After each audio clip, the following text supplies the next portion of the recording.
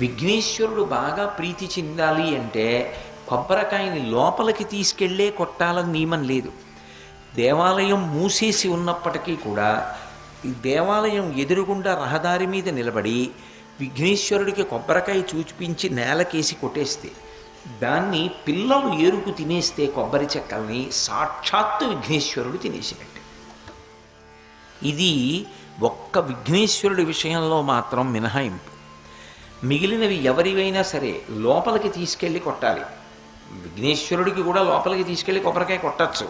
కానీ అంతకన్నా ఎక్కువ ప్రీతి ఆయన ఎప్పుడు చెందుతాడంటే కొబ్బరికాయ కొట్టి ఆ ముక్కలు కానీ రోడ్డు మీద చెల్లాచెదరుగా అయిపోతే పిల్లలు వచ్చి ఆ ముక్కలు ఏరుకు తింటే. చూడండి, సాధారణంగా దృష్టి దోషం పోవడానికి శుక్రవారం నాడు దుకాణాల ముందు కొబ్బరికాయ దిగదుడిచి రోడ్డు మీద కొట్టేస్తుంటారు. ఆ ముక్కలు ఎవరూ తీసుకోరు. కానీ విఘ్నేశ్వరుడి గుడి ముందు మాత్రం కొబ్బరికాయ కొడితే అది పిల్లలు ఏరుకు తింటే స్వయంగా విఘ్నేశ్వరుడు తిన్నట్టు.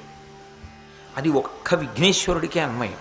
రెండు, ఆయన బాగా ప్రీతి చెందాడు అనుకోండి, ఎప్పుడైనా ఎవరో ఒకరిలోకి ప్రవేశించి నాకు కొబ్బరికాయ కొట్టండి అని అడుగుతాడు. కొబ్బరికాయ కొడితే వెంటనే ప్రీతి చెందుతాడు ఆయన.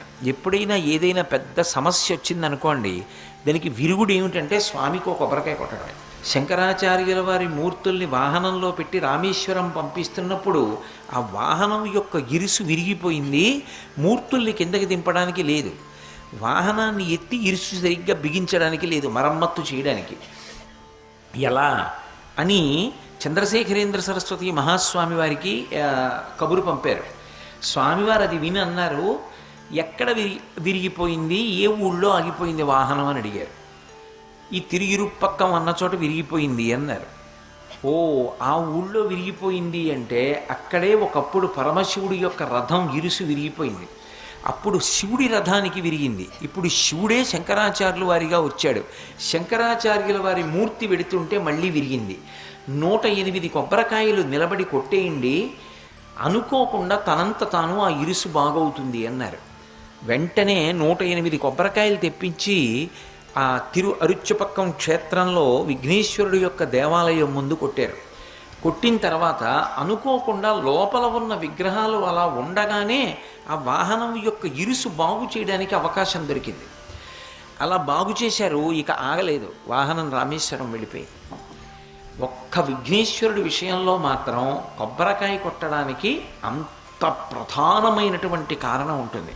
అందుకే మీరు విఘ్నేశ్వరుడికి పూజ చేసేటప్పుడు ఏది చేశారు ఏది చెయ్యలేదు అన్నదానితో కాదు, బాగా జ్ఞాపకం పెట్టుకోండి. నేను చెప్పే విషయం, మిగిలిన రోజులలో అయితే తప్పకుండా కొబ్బరికాయ కొట్టడం మంచిది.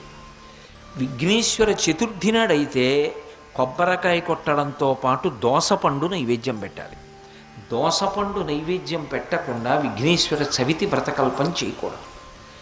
ఉండ్రాళ్ళు కుడుములు అవి సరే, దానితో పాటు తప్పకుండా దోసపండు నైవేద్యం పెట్టి దోసపండు ముక్క ప్రసాదంగా అందరూ తీసుకోవాలి. అది విఘ్నేశ్వర వ్రతకల్పంలో అత్యంత ప్రధానం. ఎందువల్ల అంటారేమో, ఆయన గజముఖంతో ఉంటాడు. గజముఖంతో ఉన్న కారణం చేత ఉపాధిరీత్యా ఏనుగు లక్షణంగా దోసపండు మహాప్రీతిపాత్రంగా స్వీకరిస్తాడు. అందుకే దోసపండు తప్పకుండా నైవేద్యం పెట్టాలి. రెండు, దోసపండుకు ఒక ప్రసిద్ధి ఉంది. ఎప్పుడైనా సరే ఆయన బ్రహ్మజ్ఞానాన్ని పొందాడు, మోక్షం పొందాలి అని కోరిక ఉంటే దేనితో పోలిక చెప్తారంటే ఒక్క దోసపండుతోటే చెప్తారు. ఇంకా దేనితోటి పోలిక చెప్పరు. మూషిక వాహన మునిజన భావన నీ పదమే శరణు, నీ పదమే శరణు. విజయ ప్రదాయక విఘ్న వినాయక నీ పదమే శరణు, నీ పదమే శరణు.